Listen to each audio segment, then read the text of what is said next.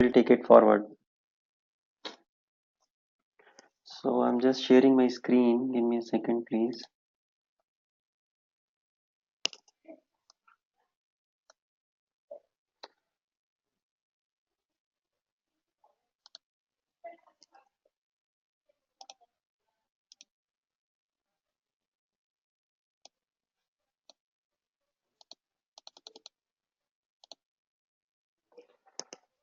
So guys, can you see my screen?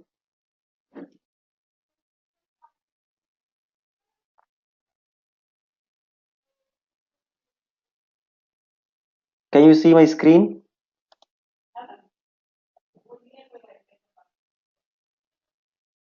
Okay, so that is good. So last week we had started this course called People Skills, and we had a good amount of discussion on what people skill means actually, and what are the various landmarks in people skills course, and we had thrown light on some of them, and now we'll try to cover the further few of the things with regard to this subject.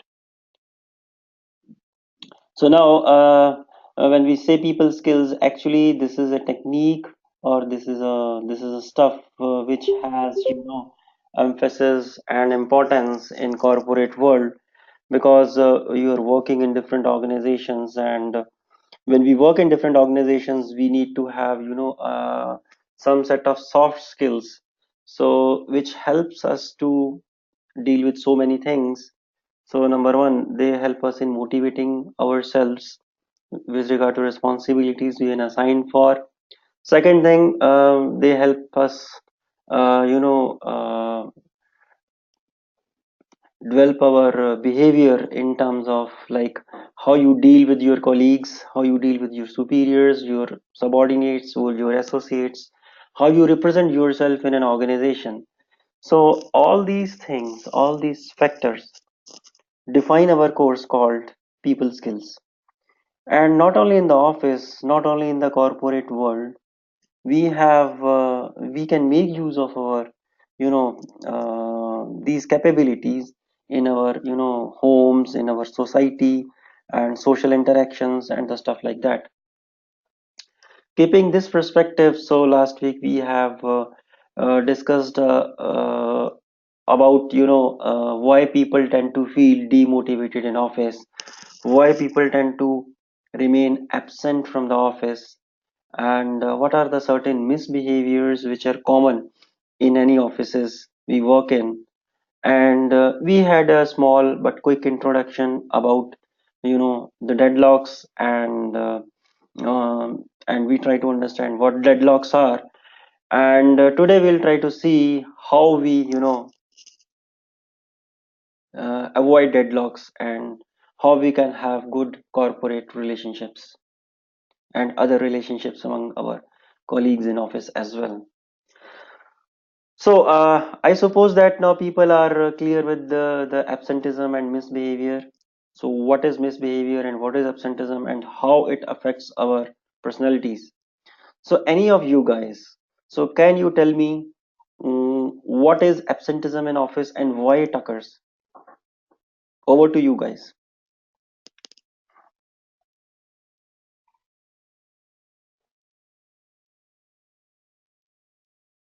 Any of you? So can any of you tell what do you mean by absenteeism and what are the factors responsible for it? Do you Do you also experience such things in your offices?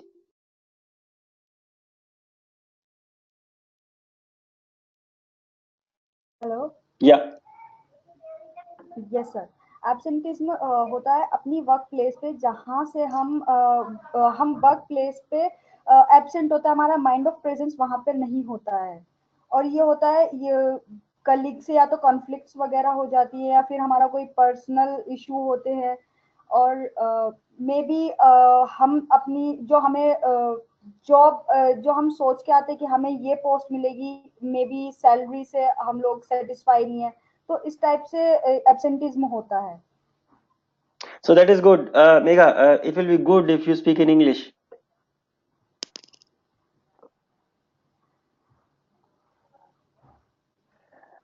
Typically, absenteeism means we are demotivated about our work. As simple as that. Yes, sir. And Yes, sir. since we are not motivated about our work, or we have some personal factors, like you have some obligations, some liabilities at home, or you are diverse towards other business or some part-time work or something. So there are many factors to this. One of them is this, other is you are not well, so that is also one prominent factor. So there are three aspects: legitimate aspects, illegitimate aspects, and the legal this health aspects. So legitimate aspects means you are not motivated, you tend to be away from home or office because of some other obligations, you are not well, and you don't find workplace efficient enough or motivating enough for your work, or you are not at all ready for the job. Now, this type of behavior leads to misbehavior. This we discussed last week. Now, what are the various types of misbehaviors we discussed last week? And so, among those was like you try to sabotage your colleagues, you try to threat the colleagues, and you try to prove your own point. So these are various workplace, conflicts. So which actually contribute to misbehavior of the persons working in various organizations. Then we discussed how we can avoid workplace conflicts. We also discussed what are various types of misbehavior which are more prevalent in offices. And so this picture, we had good discussion last time. This is an example of employee misbehavior, and one is related to head-on conflicts, and other is related to sexual harassment. So these are the types of misbehavior which are categorized as sabotaging people at offices, so which are more prevalent. And gradually, as the HR laws are getting more and more stronger, so these are getting diminished, and these are supposed to get diminished day by day. And apart from this, we had a discussion, we had a nice slide on co-worker sabotage, and we showed that from 2008 till 2015, so the sabotaging is on a decline, because as and when you join any new organization, first 2 or 3 days of yours in the new organization are dedicated to company related trainings. Now my question to you guys is, do you all have attended those newcomers training in your respective companies, or you are not given rules and regulations information at all, or you don't know about this, that there is a newcomers training for the people who are joining new organizations? So do you have those trainings? Are you given some rule book, or how it is in your respective companies? Deepak, can you comment on this?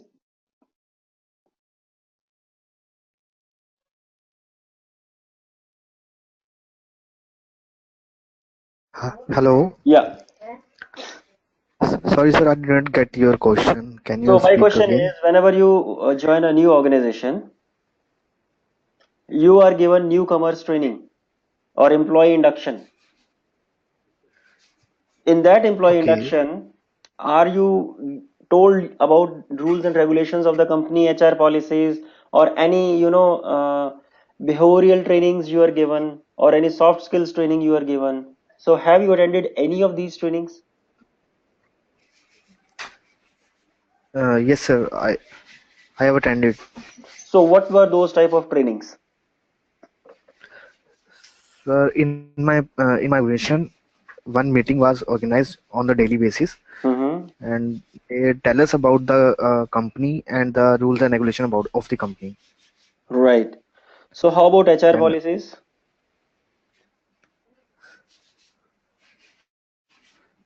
sir, they tell us about the how they handling the grievances. Mm-hmm. and about the company rules and where how they work with their companies, like. Now, do they train you with regard to soft skills? How you have to deal with the people working in the office? How to deal with the female employees or diversity employees? No, sir. So, are there any harassment trainings conducted in your office? uh, Anti-harassment no, sir. laws or any sexual harassment trainings? No, sir. So, typically in MNCs, so these trainings are more common. So, during the initial weeks of your work in a new company, so the first few sessions are on the company history and company product portfolio or the type of work they do. And after then there are behavioral skills and anti-harassment or anti-sexual harassment trainings. And there are also trainings on the soft skills in which they tell you like how you have to deal with your superiors or juniors or reportees or colleagues. And for example, in Samsung, there is a rule that if you have any concern, you have to first of all talk to your immediate manager. If he is not able to resolve a conflict, then you have to go to a next level manager. If he is not, then you have to go to the next level manager. But at the first step itself, you can never go to your you can never bypass your immediate manager or the manager immediate to him. So if you do, they will simply ignore your complaint. So this is how the rule is there in Samsung. In other companies, for example, in Western Digital or SanDisk, so there people don't care about this hierarchy. So whenever you have any concern, you can walk down to any person at any post in the company, and you can share with him the grievances. So this is one such thing. In companies like Western Digital, SanDisk, or Intel, so there is always an emphasis on diversity employees.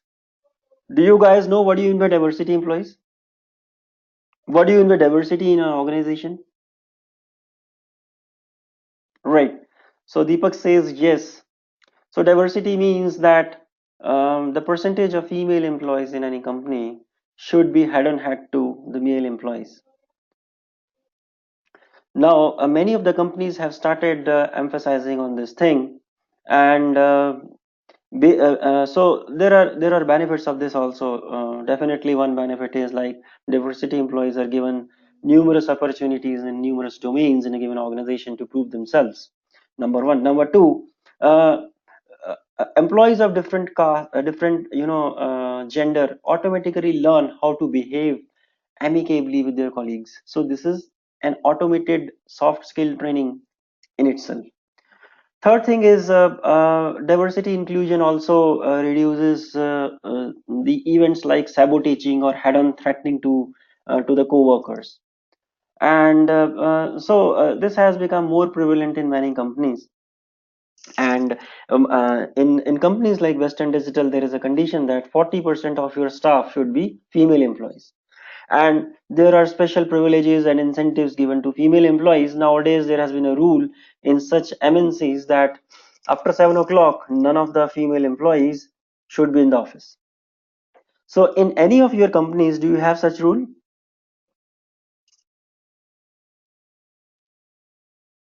In any of your companies which you guys work for?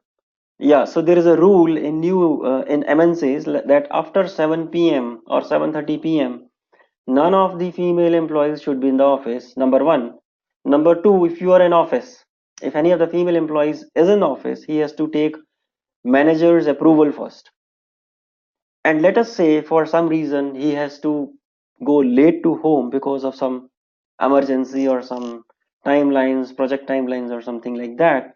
Then when she is going home, there should be always two things followed. Point number one, she has to write his or write her home address where she is going, and once she reaches home, she has to call back to the security that she has reached home safely. And number three, sometimes there is always a helper going with her in the cab. So these are the new things which are coming into picture in MNCs across the world, and such things are taught to you, are told to you at the day one of your induction in your new companies. So anyway, so these are the things which have started happening, and majority of the MNCs have accepted it. I don't know what is happening in your companies, but guys, if it is not prevalent in your organization, you need to talk to your HR with regard to the policies and procedures which are being followed in your organization. Megha, do you know anything about any of these things in your company? Can you throw light on either of a few of the rules and regulations with regard to diversity inclusion, with regard to working hours, with regard to other policies and procedures in your organization? Over to you, Megha.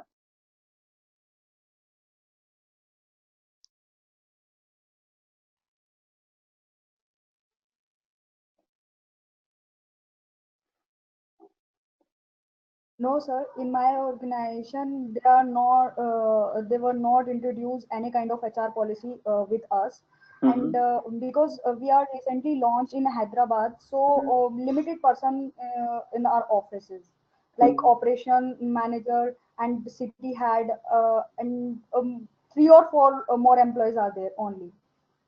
So are So there are they were not introduced any HR policies with us. so are there any restrictions on the working hours of the female employees?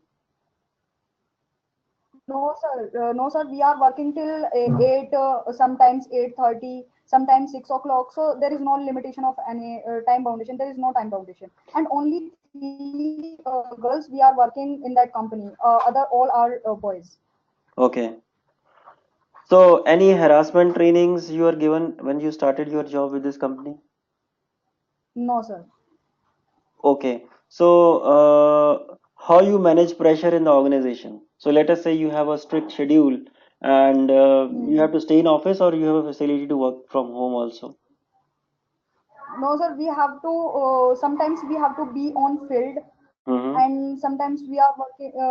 There is no any kind of working from home. They Okay. are Okay. only said you have to come in the office and you are working over there. Uh, just like that. Okay. How about Saurav? Saurav is silent today.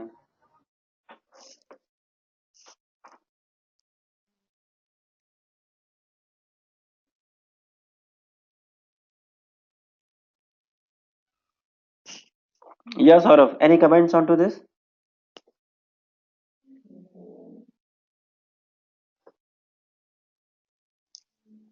I think you are speaking, but I cannot hear you, Saurav.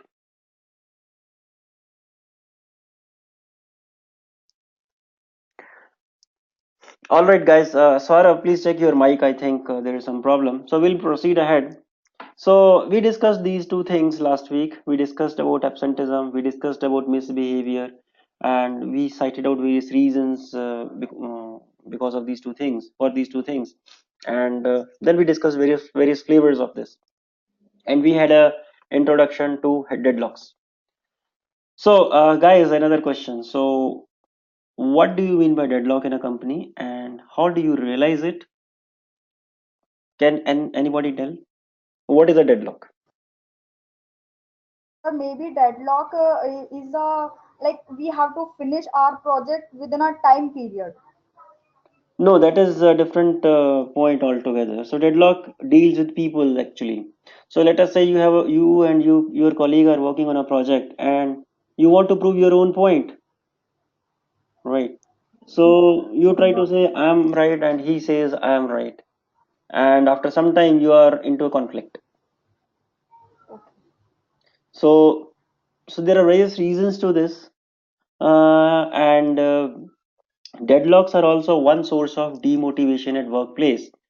Let us say you are working on a project, some ABC project, and you have a well defined strategy for a project, and you are confident that within 1 month, let us say, you will be able to finish it with proper quality and proper efficiency and throughput. But your colleague or your boss or whatever, so he has another strategy, and he says that we can do it within, let's say, 35 days, but with much better quality and much better, you know, efficiency and the stuff like that. And he tries to do in his way and you try to do your own way, and eventually leading to a conflict. So which is nothing but a workplace conflict. Now, in a workplace conflict like this, what will happen if this situation arises? The consequences will be employee absenteeism. You will try to be away from office, maybe. Number one. Number two, uh, you will try to prove your point. The conflict will worsen further.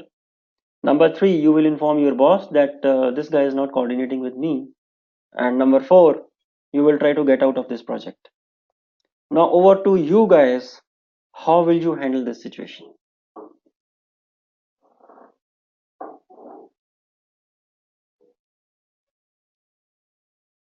Megha, how will you handle this situation? Let's say you are in a deadlock. How will you handle Yes, it? sir. Sir, I will prove my point. But this will give rise to workplace conflict,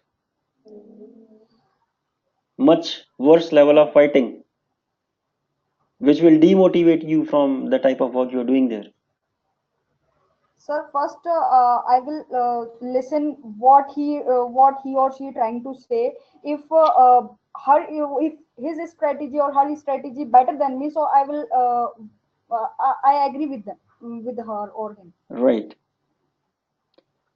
So otherwise, if that fellow is a fussy fellow, and that fellow is not budging, he's not willing to bend or agree to what you say, how will you handle it? Sir, I will inform my boss. Right. So mostly, most of the people do this only. So if you're not convinced, or let's say it's your boss only. So your boss is trying to give you, pressurize you for your work, and he's trying to say, okay, do this in 2 days, which is probably impractical. Let us say, what will you do? Yes, sir. You are in a deadlock kind of situation. You will not like to meet him face to face, and you will start avoiding your boss. And how will you start avoiding your boss? Maybe you will not come to office. Maybe whenever he comes, you will change your way. So you will take U-turn and you will go back to your seat, let us say. But this is not, Yes. done kind of. So how will you handle this type of situation?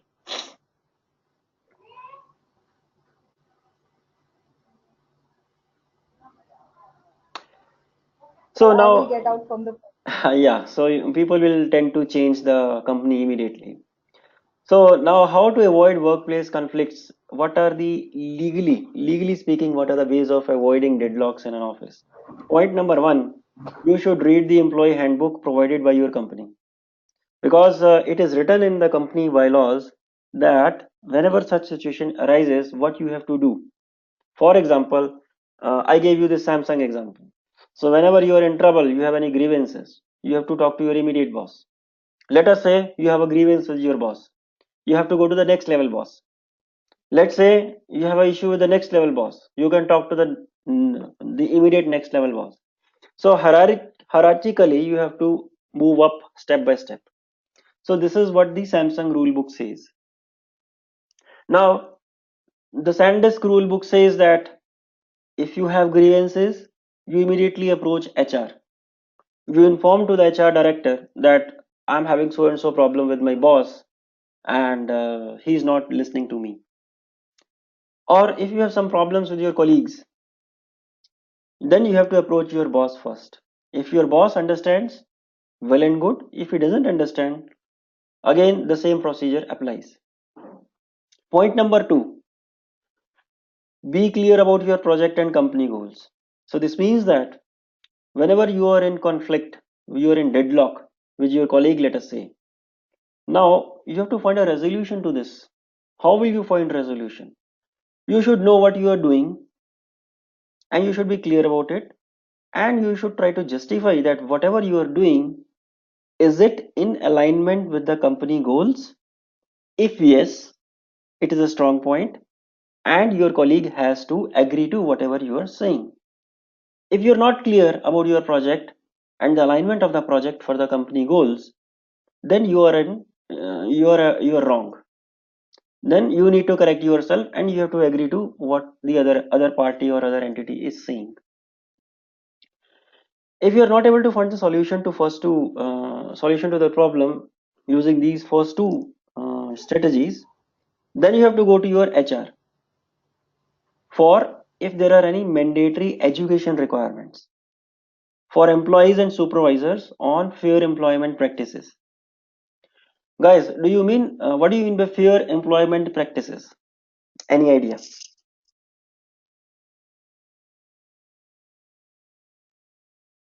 So what do you mean by fair employment practices?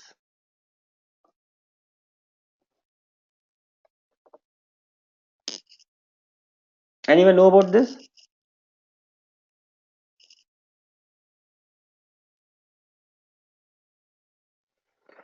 So fair employment practices means, let us say for example, Megha is a group director, and she is handling a group of, let us say, 50 people.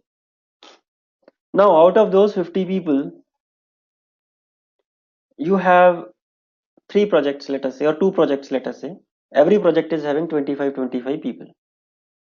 Now one project leader or project manager, he or she comes and says that my project requirement is so and so number of resources, so and so number of tools, and so number of infra.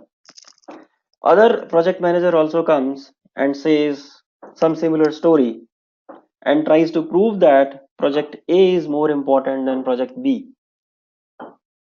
And then as a group director, they come and approach you for proving the priority of their respective projects.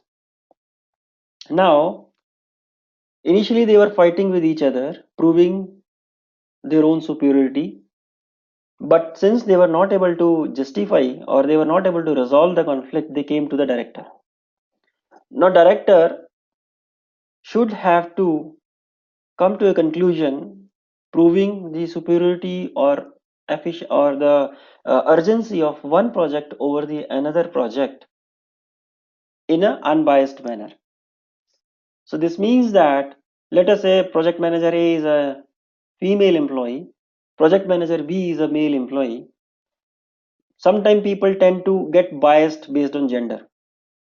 Sometimes people tend to get biased based on, let's say, I know you very well, so I'll be biased.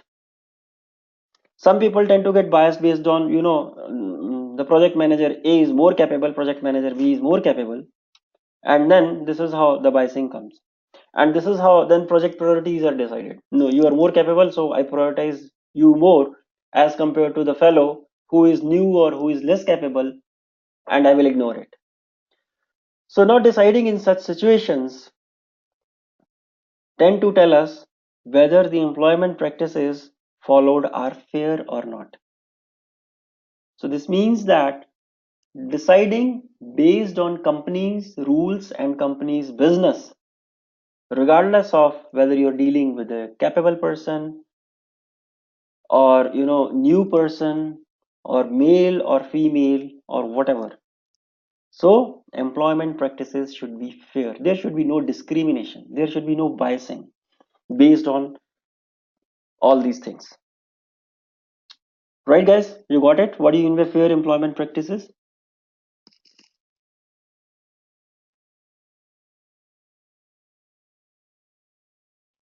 Now, tell me, if you are with me, do such things are followed in your companies? Yeah. Saurabh says yes, that is good. So this has to be done. Otherwise, what will happen? Company will be in trouble and people will be fighting. So when you say fair employment practices, it also includes sexual harassment education, how to deal with female employees, and within a designated period defined by the state. So this has to be followed actually, and if we apply either of these strategies to avoid deadlocks, that is, first of all, read the employee handbook. Second thing, be clear about your project and company goals. And third thing is, if you're not clear about the first two strategies, ask your HR at your organization if there are any mandatory education requirements. So these are the three ways using which we can avoid deadlocks. Guys, tell me one thing. Are you able to access the assignments which I posted in the portal? Because last time I put two questions in the portal and no one has answered. I didn't get any emails. Are you able to access those? And how many of you have tried to finish it? Because I didn't get any, emails or anything.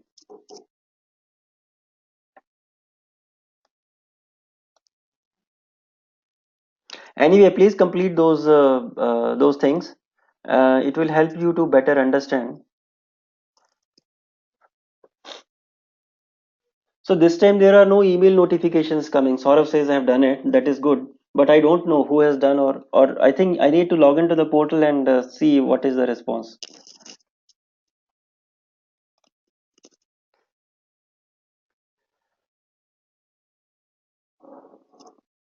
Okay, so these were the legal strategies how we avoid and handle the deadlocks. Apart from this, there is one generic strategy, or there are set of generic strategy. Guys, you're audible to me. Saurabh, Deepak, can you hear me? Because Megha says that she cannot hear me. Okay, so Megha, please check your audio connection in that case. Now, how to prevent deadlocks? There are some general ways of avoiding. So, because I'm sure that you all guys should be in conflicts at one point or the other in your offices, and certainly you will be, fishing here and there to find out what are the relevant solutions to avoid such conflicts. So, keep in mind all these points when you are working in office, and you will have, I'm sure, a very good office environment, and you will never think to change your company. So point number one is identify the assumptions, interests, and relevant information that team members are using to reach to their solutions. So this means that whenever you're working in a team and you are an odd man out in the team, so this means that you have altogether a different opinion as compared to, let's say, 5 team members you are working with, and you don't know whether you're right or wrong. Then in order to prove your point, or in order to correct yourself, you have to identify the assumptions and the relevant information that team members are using to reach their solutions, and check their assumptions and interest and information like this, whether it is correct or not with regard to your project or your work. And after then, explore what leads members to include or exclude the item as a part of their reasoning. Then you have to agree on the assumptions or interest. So first of all, you have evaluated whether their assumptions, their interest, or relevant information that is correct or not. If it is correct, then explore what leads member to include or exclude the item as part of the reasoning, and then coordinate with them, agree on their assumptions or try to correct few of the things, and then jointly develop a solution that integrates the newly agreed upon assumptions, interests, and relevant information. So these are the general things or general points which you have to follow while working in office. If you gel with your team members, so definitely there will be no deadlock at the peer level. But at the junior level or senior level, there might be some things which you need to resolve. But if you follow the previously put strategies, then definitely you will be able to avoid such situations as well. So these are the right at an individual level. So these are the reasons why deadlocks occur. Typically, we say that I understand the situation, and those who don't agree to it don't. So this point number one is quite relevant. Do you think like this, guys? I know the situation very well, and others don't know, and I am right, and those who don't agree with me are wrong. Do you have such type of mindset?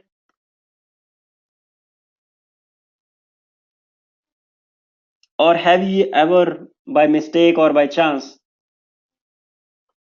Yeah, so if you don't have, then the chances of ending up in a conflict in office are less. Third point is also very important point. My motives are pure. I know I have very genuine and pure motives. And those who don't agree, they, I don't know whether their motives or their deeds are good or not. And since my motives are pure, my feelings and behavior are automatically justified. So if you have such type of feeling, then this type of feeling or sentiment is called unilateral control mindset. So this means it is an individualistic approach in office and you don't think of others. Many people who are like dictators by nature, they have such type of mindset. And such type of mindset, it sometimes leads to problems. So you have to get out of this mindset also in order to avoid workplace conflicts. Other causes of deadlocks be when two employees or teams are rigid on what they do and how they do, as I told you. Second is the unilateral control mindset. It is a way, your way of seeing that shapes your thoughts, feelings, and behavior. So, unilateral control mindset, what are the fundamentals? The slide which I showed you previously, it tells you that the attributes, but what are the fundamentals? You always want to win. If you think that you always want to win and one who opposes you is ignored, it may, land you in trouble sometimes. You have to listen to others because the time has changed. 100 years back, we were having one king, and whatever he used to think was right. And that is a typical example of unilateral control mindset. And those kings always used to think that I am right. And you know what happened as a consequence? They lost their kingdom. Second point is be right. So it is a corollary to win. So this is another thing. You cannot be right every time, You can sometime wrong also. Third attribute is minimize expressions of negative feelings. Keep unpleasant feelings of anyone out of conversation.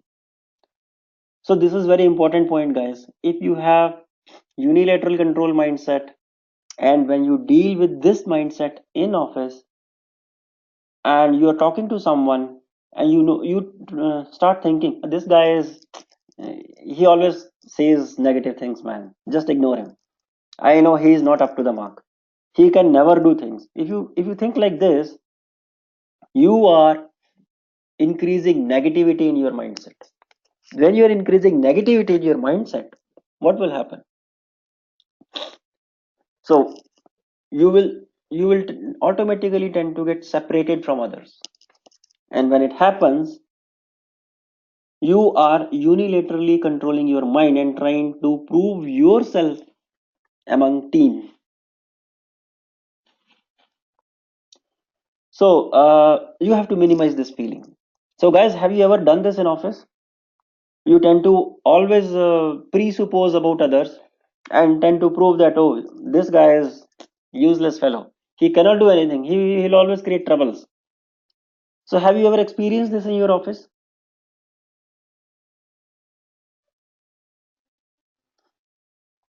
Deepak, I agree with you some to some extent because this thing is normally common. People always try to, prejudge the colleagues based on their responses or based on their some non-official stuff, and they eventually try to, disregard them or avoid them. This normally happens in offices. If you say no, then that is good, you're working in a very good organization, and where all the people are idle people and they are kind of wow. Third thing is act. Yeah, so sometimes it happens, I know, Megha. So and if you say you have not seen this, so that is kind of I don't believe this, because I have seen in my office also, like there are people who have presuppositions for others, and they will say, no, no, we'll not involve him, he's a junk guy, he cannot do anything. So if that is a strategy, a story, then Yes, Then yes, sir. Our colleagues sometimes they said, "Do like that. This is the right way. Do in this way." Means they are pretend that they are always right. They can't. They will not listen our words also. If we have some unique idea like creativity in marketing also, they are not listening our words. They are they said that this is the way, we know, do like that, this is right strategy. Means they are not listening our words. so I agree with you, Megha, because when we are beginners, we have to listen to them. But when we have Yes, sir. attained some level of confidence in our work, definitely we can analyze what we are doing, and we can align ourselves with regard to company goals or project goals. So if we can, prove that whatever we are doing is in alignment with the company requirements or company business, we can justify our point before others. So then in that case, those people have to listen to you. But if you are not able to justify, then certainly you have to agree to what they are saying. But among colleagues, you should always try to minimize expressions of negative feelings. You should get out of the negativity. Otherwise, you will not be able to sustain in the company. This is what I'm trying to say. So please keep this in mind. And you have to always apply a balanced approach. Sometimes you, sometimes they, but every time you or every time they is fundamentally wrong. So then this is a problem. So if you apply such balanced approach, then it will make much sense to you. So next point is act rational. So you remain purely analytical and logical as you believe that by just putting on facts, our wise people will agree with you. Do you agree that this type of rational attitude is always good? What do you say, guys? Sort of. The rational attitude in a company is always good. Can you justify this?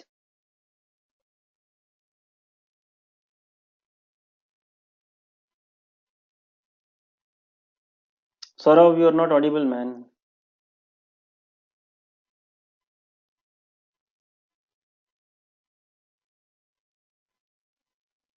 Can you just type in you are not audible?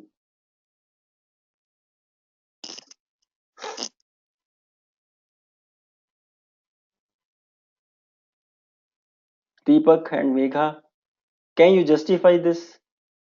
Acting rational every time in office is good. So Megha says no, it's not good always. But you are thinking logically and analytically and you are proving your point based on the logical analysis. But why it is not good? Can you reason?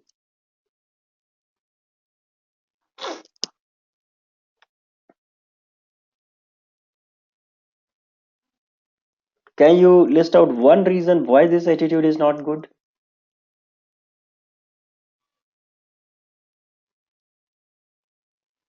What is missing if we apply this approach?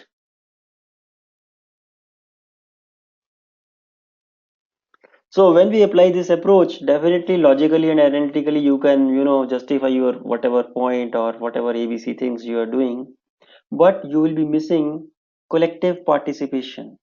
You will be missing coordination among your team members, which is very important when you work collectively as a team for a project in a company. So that is why acting rational is a unilaterally controlled mindset, and this must be avoided. So we discussed this deadlocks, and we also discussed about various reasons of the deadlocks. So I found this YouTube clipping. Let me see if it opens. This is a very good animation I could found. Uh, Give me a second. I will try to open it.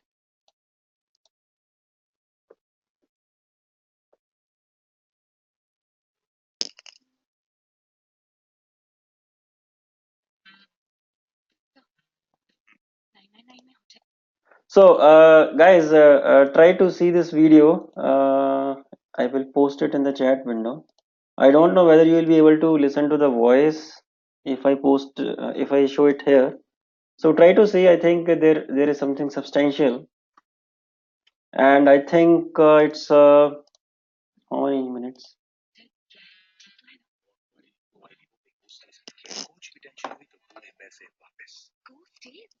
It's a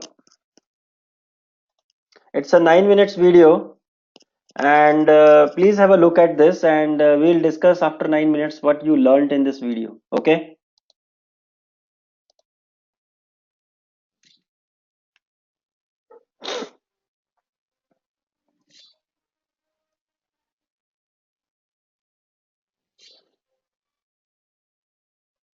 Hello everyone, this is Chris, and this is my channel, Barnum11970. Thank you for taking the time to check out this video.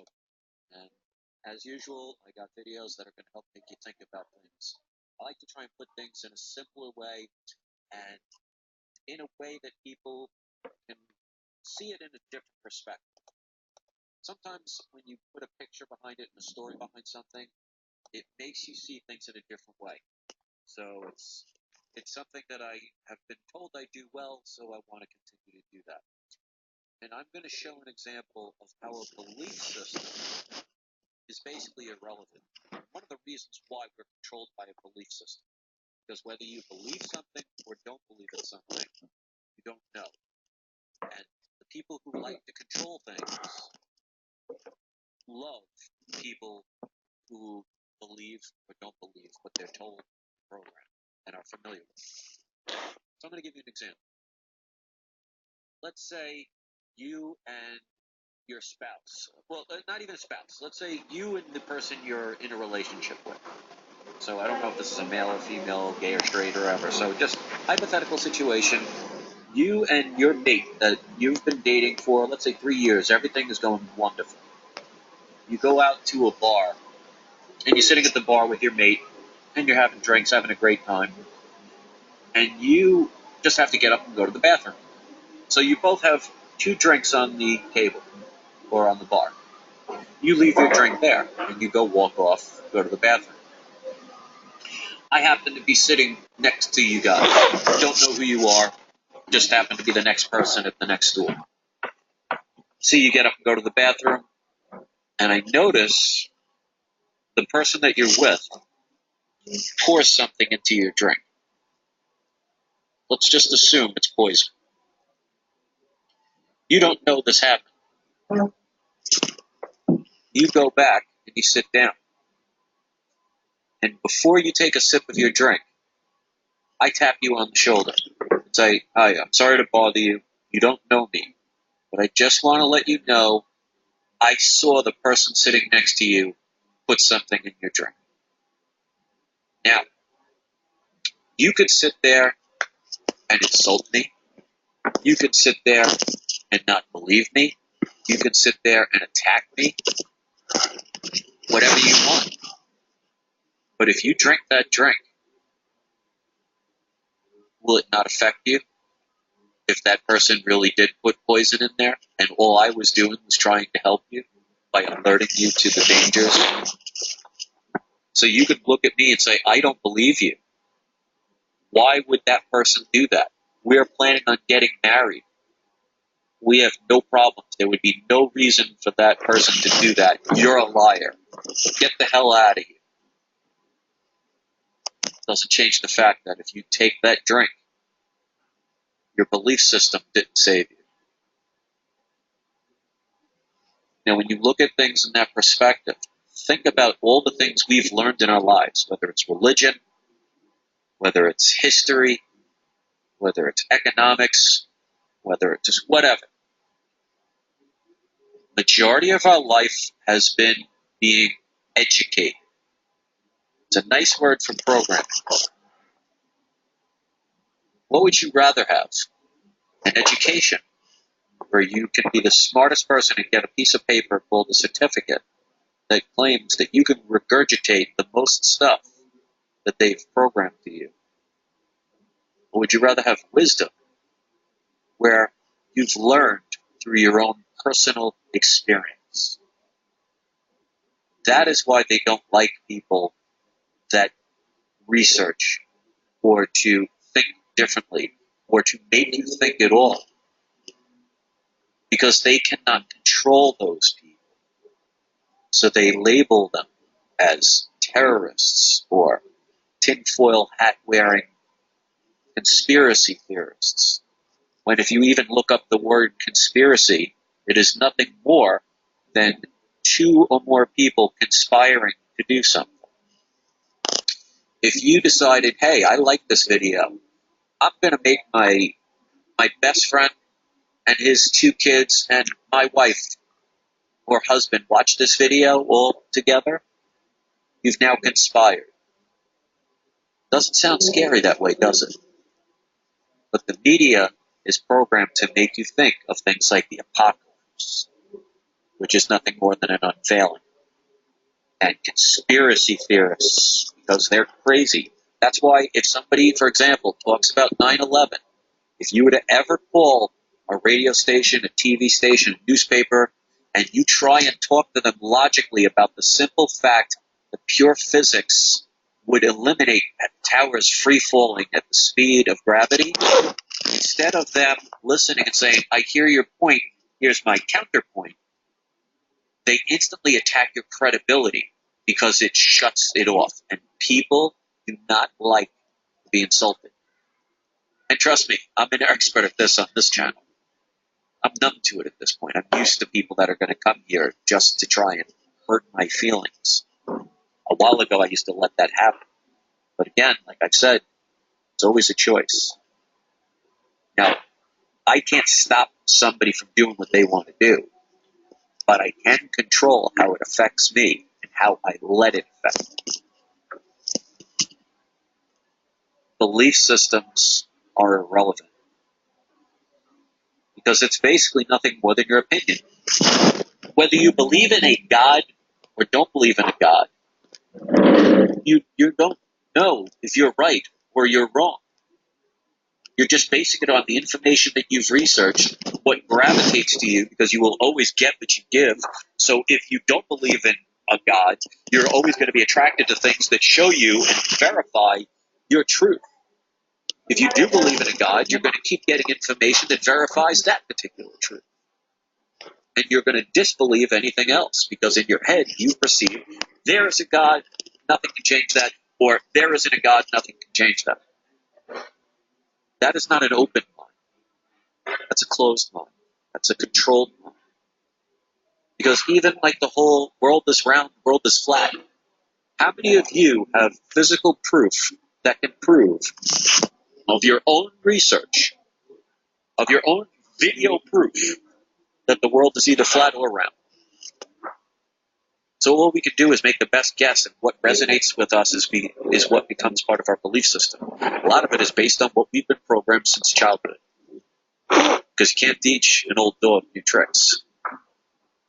Why do you think they say, get them while they're young? And a lot of things that we take for granted, because there's an old saying that says, repeat a lie long enough, it becomes the truth. We get bombarded with the same thing over and over again, so we believe that is to be truth and the singularity of truth. When in the end, there are endless possibilities. It's all based on choice. But if they could scare you to choose nothing and do what they want, well, they've got your servitude. They've got their slaves. But then again, you hear the word slave, you think only one kind of slave, don't you? Sadly, that's what they want you to think. So, I thank you guys for listening to yet another video of mine. If you appreciate my thoughts, my ability to share, give it a thumbs up. Whether you believe in what I say or not is irrelevant. It's just your choice based on your feelings. Somebody that doesn't like me, for whatever reason, is not going to believe anything I say. I could say the sky is blue. They'll call me crazy for it because they don't like me. So they're letting their feelings stop them from thinking in the correct way. So guys, so how you like the video? So did you get anything out of it? Deepak, Saurav, so did you get anything out of it? So what you understood from the video?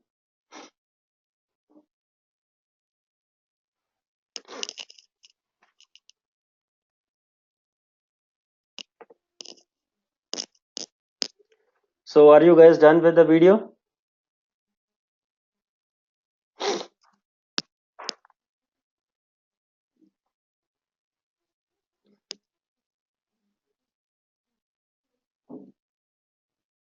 So are you guys with me? Are you guys done with the video?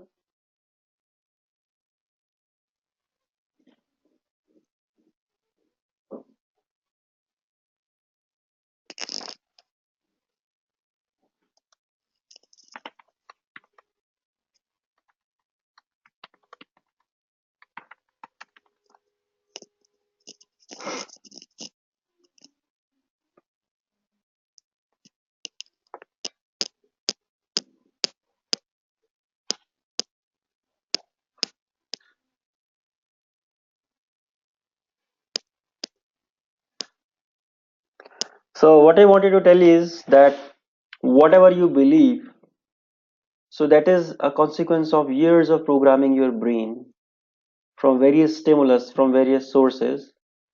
And so whatever you believe, and based on the belief system you develop, you know, your mindset works.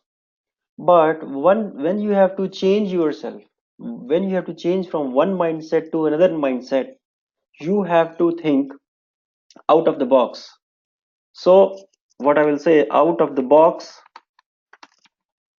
thinking is the best way to change your mindset from unilaterally controlled mindset to an open mind. So do you guys agree with this? Deepak, Saurav, any comments onto this?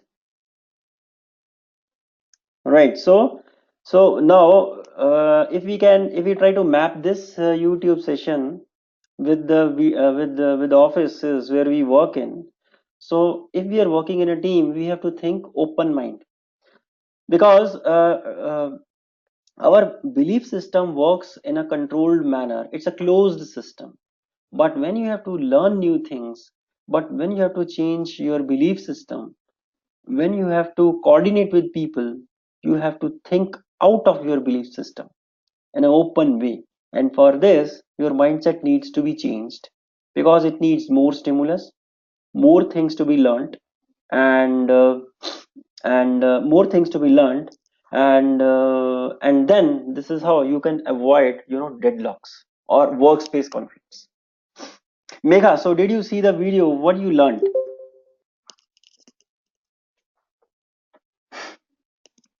Megha, what you learned in this video?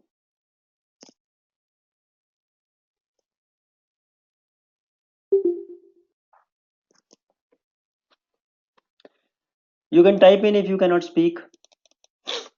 So what this video says, can any of you tell me?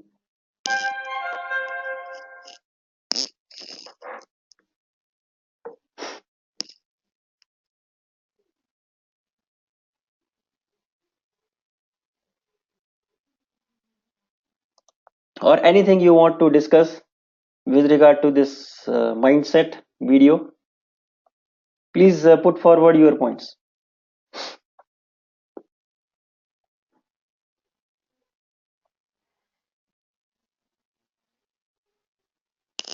Okay, so we'll move ahead. So this is what I wanted to tell you about deadlocks. And now we will move to the next topic. And before I start the next topic, if you have any questions, please ask me. And otherwise, we'll proceed.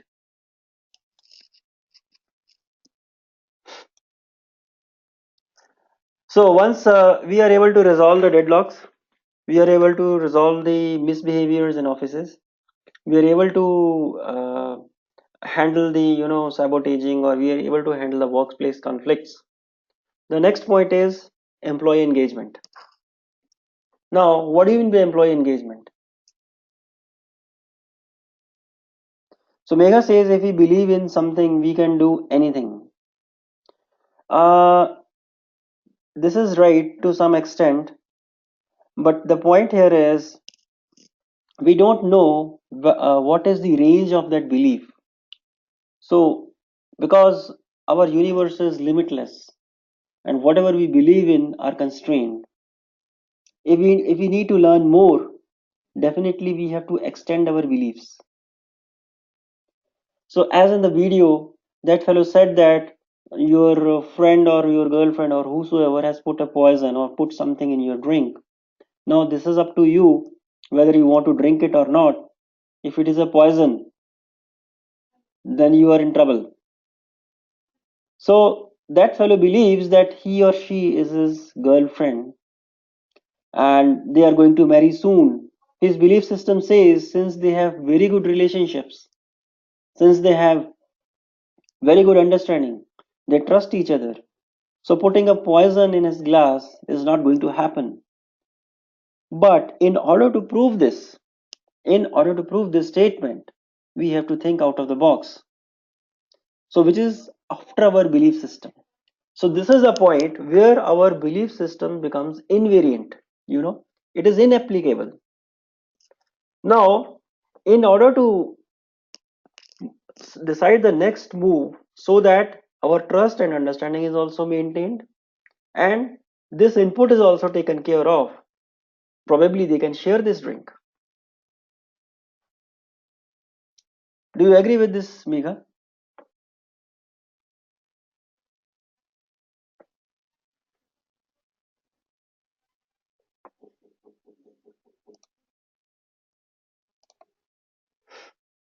Okay.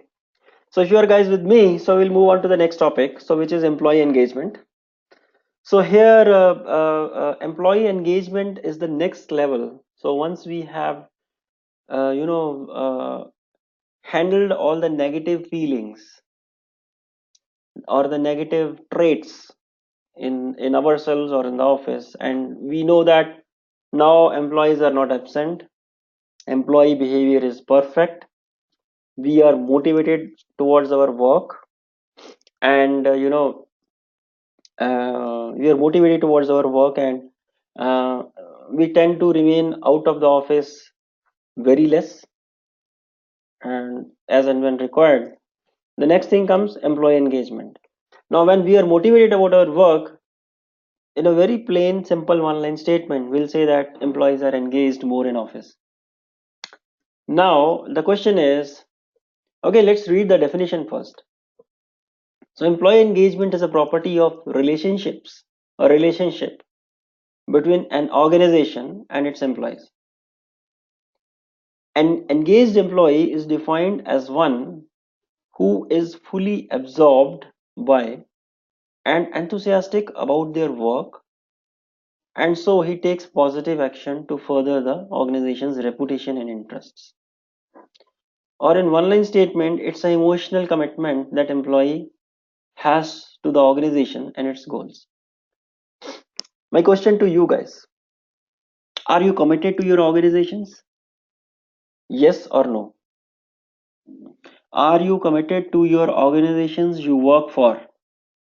Please type in yes or please type in no in the chat window.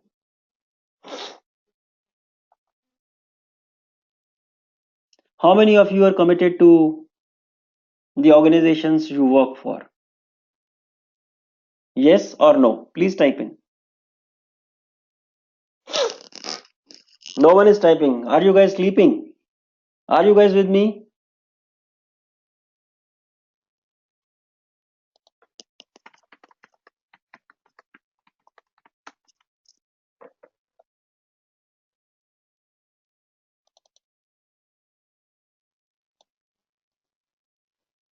Okay. So everyone says everyone is committed. Okay, great. So if you are committed, so this means that you are emotionally attached to the organization. Yes or no? Are you guys emotionally attached to the organization you work for?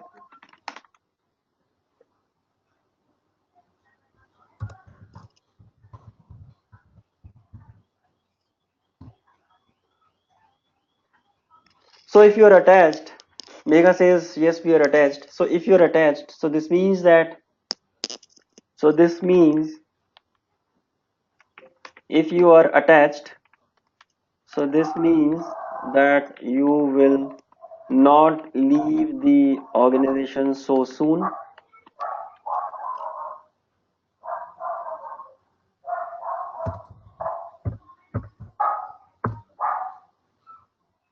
So this means only one guy is saying yes, other guys are kind of, I don't know whether they're with me or not.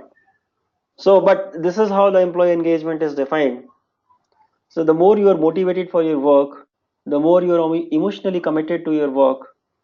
So the level of engagement of yours with the company is at the level best. And once it is, you will never think of leaving the company. So employee engagement only comes into picture once we are clean from our negative attributes like misbehavior, absenteeism, conflicts, deadlocks, or stuff like this.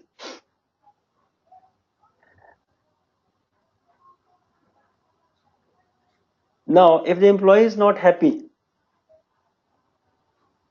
then this means that he is not emotionally motivated to do the work, and but it does not mean employee disengagement or employee dissatisfaction does not lead to employee engagement, right? It does not mean employee satisfaction actually. So this means that you might be emotionally committed to your work, but it does not mean that employee satisfaction is there. Because let's take an example. So you are given a work and you know that it's a good work, but it's very less. But you know company is good, people are good, everything is good, but from job perspective you are not satisfied. So this means that employee engagement does not decide upon employee satisfaction.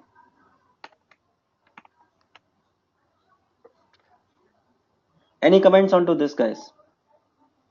Now my question to you is, are you engaged fully in your companies? Number one. Number two, do you have job satisfaction in your work?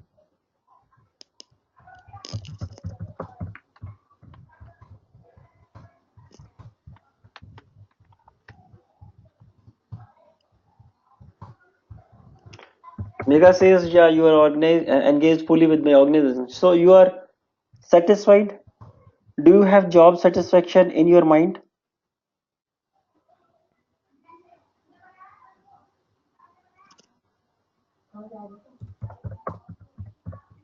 Is there a job satisfaction?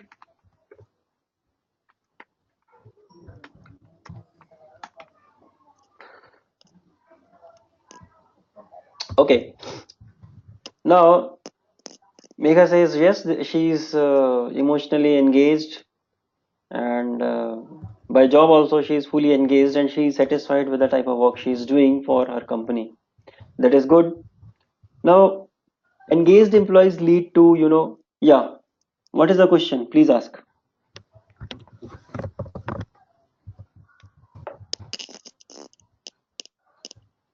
Please ask the question, Megha.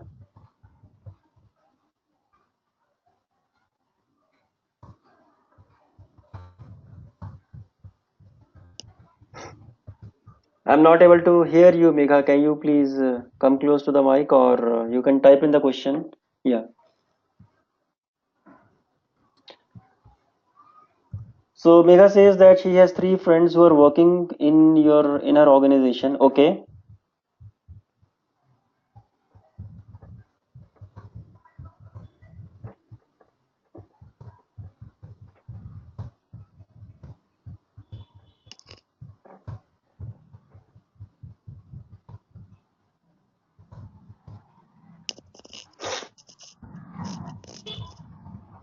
My work is totally different from them. Okay.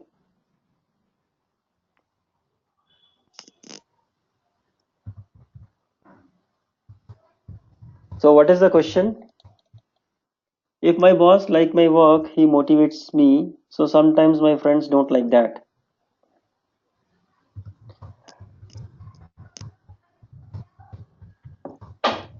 Okay.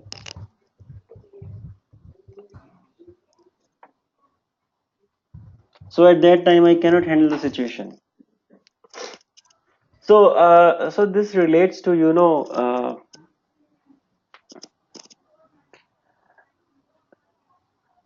this is a starting point of, maybe, may not be, but maybe it may end up in conflicts at a later stage. But this is the starting point, and we need to avoid this situation. Now, whenever some person, you know, feels envious of you, feels jealous of you, so this means that it is a problem in the personality of that human being. In that case, there are two things which you can do. Point number one, you can motivate him or her to do good things so that he can also get appreciation. Become his friend or an advisor and advise him that if you do this, you will also get this. So this is nothing related to that your boss is biased and he is only appreciating me. He can appreciate you also if you do so things. So number one. Number two, involve them in day-to-day talks so that you are more friendly with them, and always try to improve them in their shortcomings for their office work. If you do this, then eventually they will be friends to you, they will be more closer to you, and they will improve themselves. But if it doesn't happen that way, then they will always be against you, they will have a sense of rivalry for you. And if that thing happens, definitely it will lead to conflicts in the workplace. And in that case, the strategies which I told you in the previous discussion we had today, so you have to pick one of those strategies and follow them. Now, there are two aspects, as I told. One is the emotional aspect. You have to appease them, you have to convince them, you have to advise them and be friendly with them. But if that doesn't work, follow the company policies, which I told you. Will that make sense?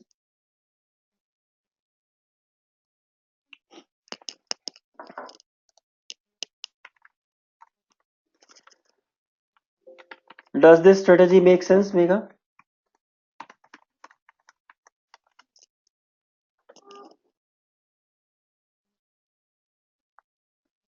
Okay. So moving ahead with the employee engagement.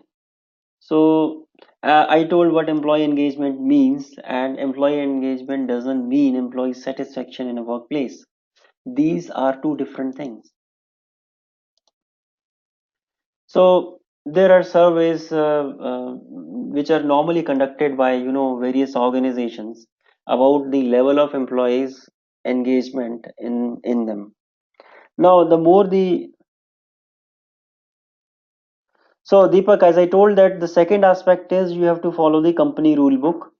Talk to HR. I told you about 3 4 strategies. So you have to talk to HR as an ultimate case. But before that, you have to see the company rule book. What does the company rule book says in situations which are leading to conflicts? Maybe you can stay away from people who are more jealous from you or from your growth. But this is not a very good strategy. You have to involve them, you have to talk to them, you have to coordinate with them. So but otherwise, you have to follow the company rules, and you have to talk to your boss. Because when it comes to me, because I also work in some organization, so when it comes to me, and if I see some people who are jealous of me, I will always try to motivate them for their work, so that they are also equally rewarded, and they are also equally taken importance, given importance by their boss. And if this strategy works, good enough. If it doesn't work and they're still opposing you, so this means they are probably in habit of opposing you. If that is the case, so try to stay away from them. That's the best thing. And if they still try to threat you, or they try to create conflicts, so it's better to talk to your boss. So this is what the company strategy says. If you are in trouble, talk to your boss. If you are in serious trouble, talk to the HR. Make sense, Deepak?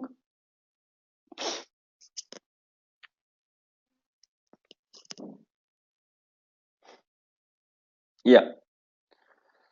So this is a very important thing because you should be mentally relaxed while you're working in your office. If you are not mentally relaxed and you are affected by these things, which are definitely employee related soft things, then this is not going to make sense at all, and you need to attend to it first before working for your work in the office. Now, in order to measure the employee engagement surveys, in order to see the employee engagement, the level of engagement or the level of work is given to an employee. Organizations conduct surveys. There are 2-minute surveys where every company asks you some 10 set of questions, and they will ask how you like the company, how you like the work, how you like your boss, what are the negative things in your boss, what are the good things in your boss, do you feel that the company will grow in next 10 years, do you feel that you are contributing towards the company goals. So such short surveys are conducted by different organizations to judge the employee engagement. So these surveys tell an organization the passion level of an employee towards work and hence the level of job satisfaction to some extent. So companies with high employee engagement scores have twice the customer loyalty than companies with average employee engagement levels. But unfortunately, most of the employees are not engaged. Many of the people don't do any work in offices.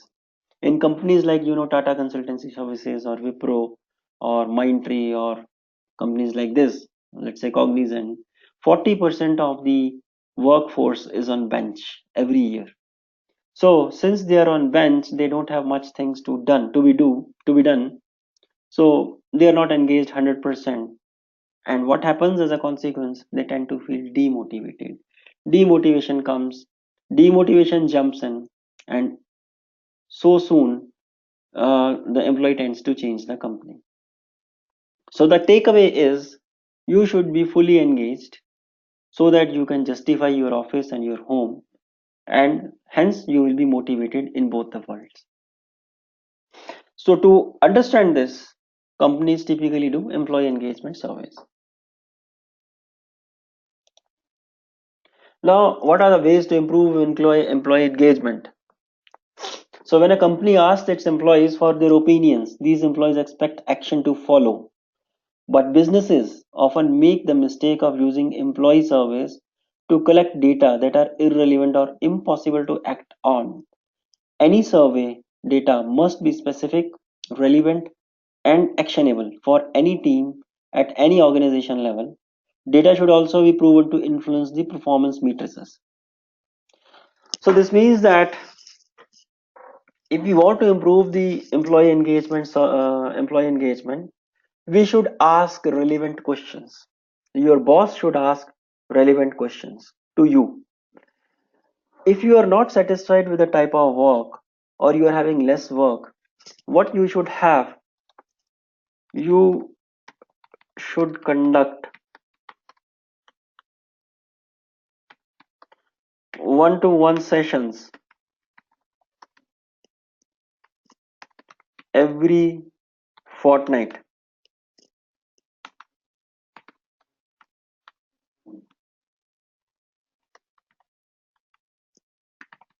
with your boss. So if you are conducting one-on-one sessions with your boss, so this means that in some sense you are giving your update to the boss that this is the work you have done, this is the work which is pending, and I'm not motivated for this work. I want to do something different. So in order to improve the employee engagement at the individual level, so this type of activity is required. So this has nothing to do with the employee engagement service. So at individual level, you should have a sense of understanding with your boss. Does it make sense to you guys?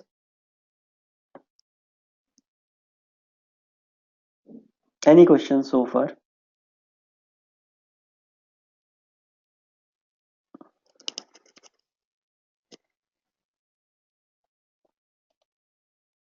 Any questions? So this is one such strategy, guys. Apart from this, what are the other ways to improve the employee engagement? So real change occurs at the local work group level. So at the local work group level means your team and your manager. So the step one is engage with your manager. But otherwise, real change occurs at the local work group level, but it happens only when company leaders set the tone from the top. The employee engagement messages typically come from the top, what every person will be doing. And companies realize most benefit from engagement initiatives when leaders weave employee engagement into performance expectations for managers and enable them to execute on those expectations. Managers and employees must feel empowered to make a significant difference in their immediate environment. So, here the key takeaway is your manager, your boss should have the sufficient powers to quench your thirst for highest level of employee engagement. So, if you have one-on-one sessions, face-to-face sessions with your boss, and where you can explain your grievances, there is a grievance mechanism in place. Then, at the same time, your boss is empowered to attend to those grievances. Then, definitely the employee engagement will be improved, and you will be a very good team. You will be a very good work group. Any questions so far? Are you guys with me?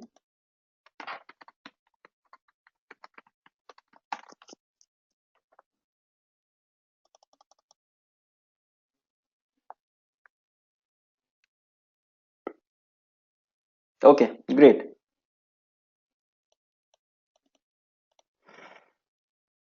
Now, there will be a problem. Let's say your boss doesn't listen to you. What will you do? So you are in a difficult situation then. So you have to select a right manager. So the best managers understand that their success and that of the organization's success relies on the employees' achievements. So great managers cares about their people's success. So this line is very important. Great managers care about the people's about their people's success. If you have a such manager, then it doesn't matter which company you work for, you will grow, and that too limitless. There will be no limits to your growth if your manager cares about you. Now my question to you guys is, how many times, or all you guys have good managers who care for you?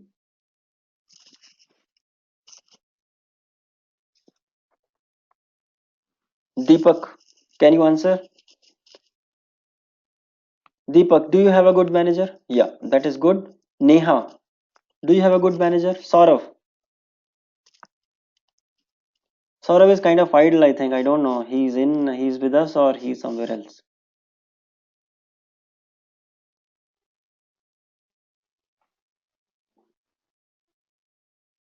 Okay, great. So if you have good managers, so your growth will be unlimited. So if your growth is unlimited, so definitely you're working in a very good company and there are a lot of chances to learn and grow. So next is, um,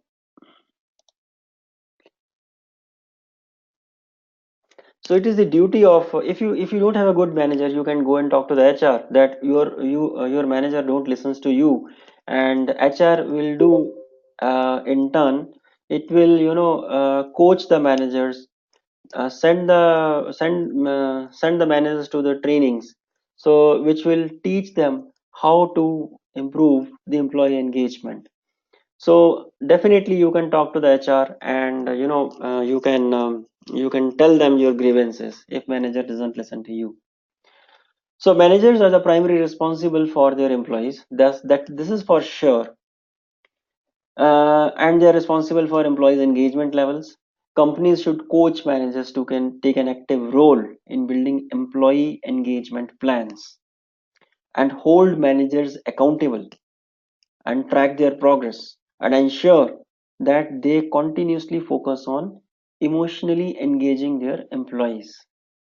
So this means if your manager does not have such qualities, then you have to talk to HR.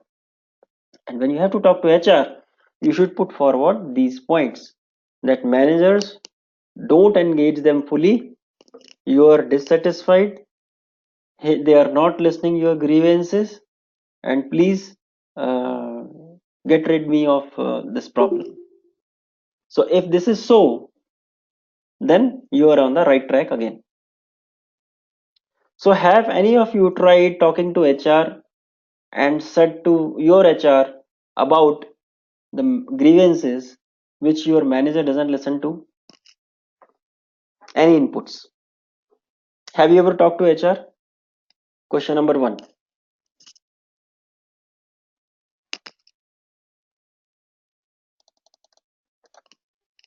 Okay. So Saurav says there is no HR in his company. So that is kind of strange, man. Okay. So then second question is, does your manager listens to you?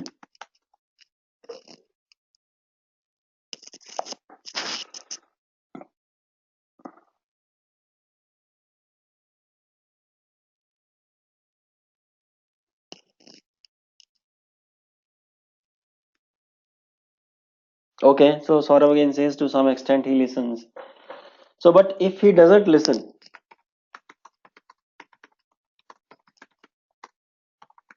what do you do?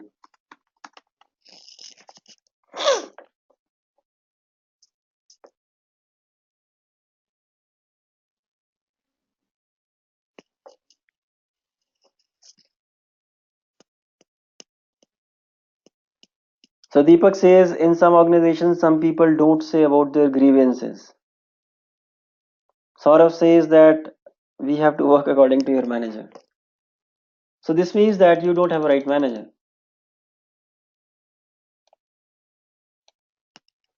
So this means that you need to have a right manager in your offices if you really want to grow. Otherwise, as I told you in the first session, that if you are enslaved in your office, if you are working like slaves in your office, your personality is going to be mutated, and your personality is going to be mutated. You will be depressed. If you will be depressed, then you will not grow neither socially nor professionally. This is a serious problem. This is a serious problem, guys. You need to change your manager, or you need to have a good relationship with your manager in offices if you really want to grow as a personality. Otherwise, distress, desperation, and the negative feelings will start coming, and your personality will be mutated, and you will be in trouble. Okay. So now next point about employee engagement improvement is you have to define engagement goals in realistic and everyday terms. Because when I am in my office, whenever I say I am not satisfied with the type of work I'm doing, I immediately go to my manager and simply say, no boss, I don't want to do this. I'm not i'm not excited. I'm not convinced with this type of work. I want to do something different. So I simply go and say, if your manager is good, he will listen to you. If your manager is not good, or he's in his own world of troubles, then you are also in trouble, and this trouble will cascadingly affect you from top to bottom, and you will not grow. So definitely you need to work with a good manager, otherwise it's not done. So to bring engagement to life, leaders must make engagement goals meaningful to employees' day-to-day experiences. Describing what success looks like using powerful descriptions and emotional language helps. give meaning to goals, and builds commitment within a team. Make sure that managers discuss employee engagement at weekly meetings, in action planning sessions, and in one on one meetings with employees to weave engagement into daily interactions and activities, and to make it part of workplace DNA. So as I told that you should have one-on-one sessions with your managers. You should define your own goals. If your manager is not defining your goals, you should define your own goals which align with the company business and company's expectations, and put forward before your manager, and he should definitely agree to it, and then put forward your goals in some intranet portal of the company so that they are later on tracked. So once this is done, so you are half done. The only thing left is the effort you have to put in for the goals which you have defined. So the key takeaway is you have to improve the employee engagement at offices, and I just listed out the ways how to improve the employee engagement, and please follow these steps in your respective organizations if you want to grow. And by this, let's have a recap of what we have done so far. So if you are with me, you can ask me questions. So today we learned about typically two things. We learned about deadlocks, reasons of deadlocks. We learned about unilateral mindsets. So what those personalities are. And then we also learned how to avoid deadlocks at various levels. And you, this is not a cramming thing, guys. So you need to apply all these things in your workspaces, and you will really feel the change. You will really notice things are changing surrounding you, and the negative feelings, the negative traits will soon vanish out. After then, we learned to resolve the deadlocks. We also learned what is engagement, employee engagement in offices. So employee handbook is nothing but a rule book. So where all the company rules are listed. So this is a confidential document of any company, and this is not publicly available. But yes, many of the old rule books you can find it on Google, and you can see that what those rule book states.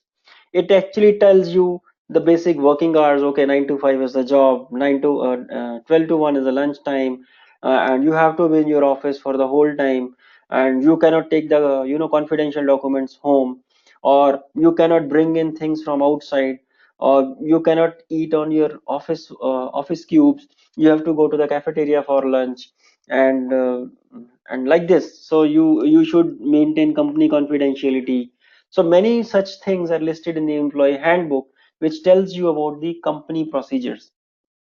If you want, I can show you in the next session what does an employee handbook contains, and how that handbook helps us in performing to our optimum levels in the company. So we learned about resolving deadlocks, and we learned about then employee engagement. What do you mean by employee engagement? Employee engagement necessarily doesn't mean employee satisfaction. So job satisfaction is different altogether, but employee engagement affects the job satisfaction. This is for sure. And then finally, we learned about ways to improve employee engagement. Guys, any questions so far?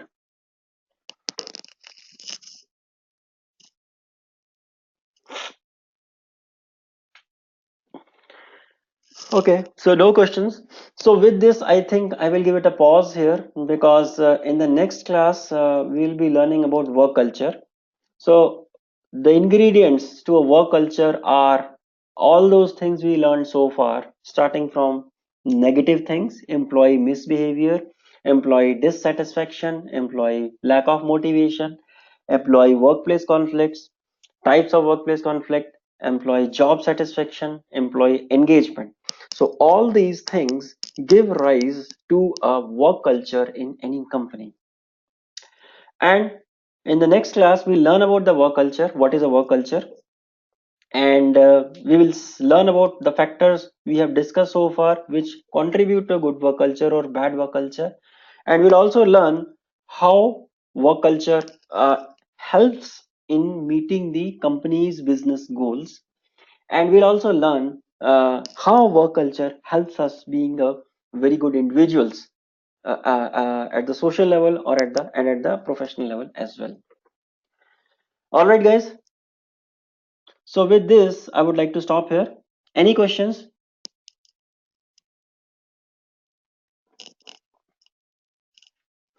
All right, guys. Thanks for the session. Bye bye.